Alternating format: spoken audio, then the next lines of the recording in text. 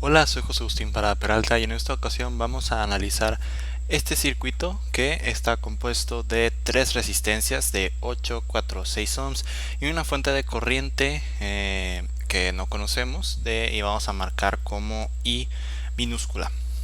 Se nos dan dos datos adicionales que son el potencial en estos dos nodos, nodo 1 y nodo 2, los cuales tenemos por aquí marcados. En el nodo 1 tenemos un potencial de menos 4 volts y en el nodo 2 tenemos un potencial de 2 volts.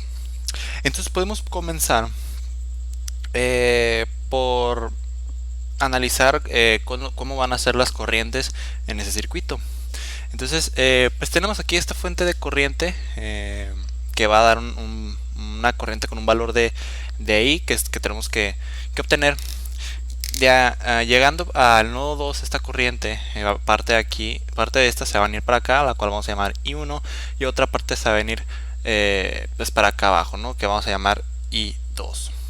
Ya que estamos, de paso vamos a asignarle nombres a estas resistencias como R1, R2 y R3.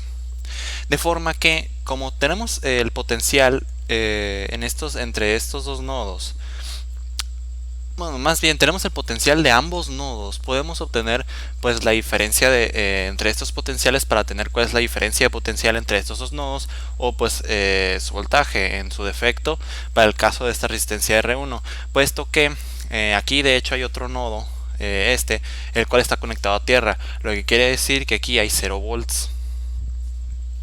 Entonces, también podemos conocer cuál es la diferencia potencial entre este nodo de 0 volts y este nodo B2 de 2 volts. Asimismo, entre este B1 y 0 volts, que es en menos 4 volts a 0 volts, para entonces podemos aplicar la ley de Ohm para cada una de estas resistencias y obtener pues entonces cuál es el valor de la corriente que pasa a través de cada una de ellas.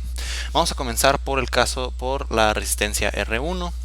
Entonces tenemos que el voltaje de nodo 2 a nodo 1, que es el que va a seguir, ese camino va a seguir la corriente, vamos a decir V21, es igual a ¿qué? Pues aplicando la ley de Ohm, es igual a la corriente que pasa por la resistencia R1, que viene siendo I1, pues por el valor R1. Pero este voltaje es igual a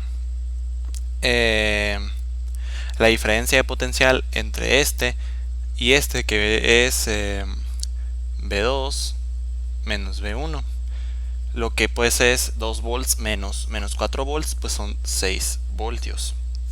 De esta manera entonces podemos obtener cuál es el valor de esta corriente, pues son 6 voltios, ¿no? Pero luego lo vamos a expresar bien.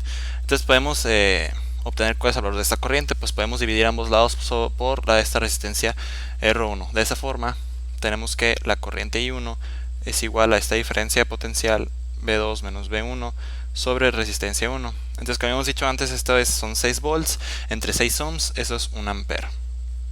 Bien, con ese ampere entonces podemos averiguar, utilizando de nuevo la ley de Ohm, sobre esta resistencia, pues para averiguar cuál es el valor de esta corriente I2. De igual, esto va a ser pues un proceso similar. Aquí vamos a llamarle simplemente nodo 3.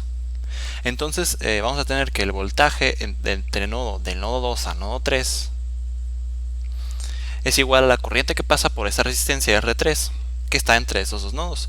Entonces va a ser I2, que es el valor de la corriente, por R3, que es la resistencia. Y esto por supuesto pues es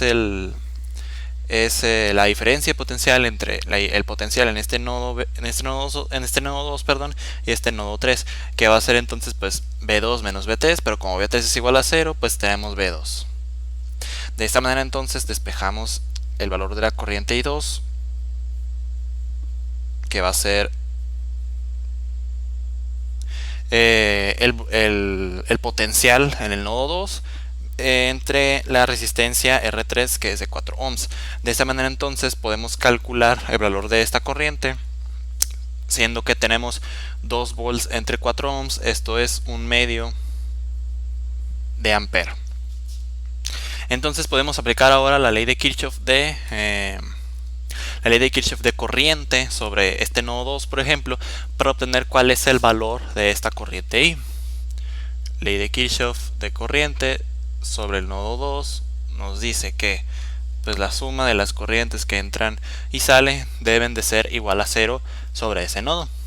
Entonces entra I, sale I1 y sale I2. Esto debe ser igual a 0. Y para despejar este valor de I minúscula, podemos sumar a ambos lados de la ecuación pues este término, ¿verdad? De forma que pues la corriente que estamos buscando I es igual a la suma de estas dos. Lo que va a hacer entonces, ya que acabamos de obtener cuáles son los valores de estas dos corrientes, pues 1 ampere más medio ampere son 3 medios ampere, lo que es igual a 1.5 ampere.